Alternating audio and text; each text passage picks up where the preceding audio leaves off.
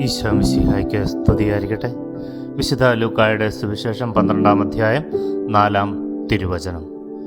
എൻ്റെ സ്നേഹിതരെ, നിങ്ങളോട് ഞാൻ പറയുന്നു, ശരീരത്തെ കൊല്ലുന്നതിൽ കവിഞ്ഞ് ഒന്നും ചെയ്യാൻ കഴിയാത്തവരെ നിങ്ങൾ ഭയപ്പെടേണ്ട. തൻ്റെ പ്രിയ ശിഷ്യരെ സ്നേഹിതരെ എന്ന് വിളിച്ചുകൊണ്ട് ഈശോ ധൈര്യപ്പെടുത്തുകയാണ്. പീഡനങ്ങൾ ഏൽക്കേണ്ടി വരും, കൊല്ലപ്പെട്ടേക്കാം.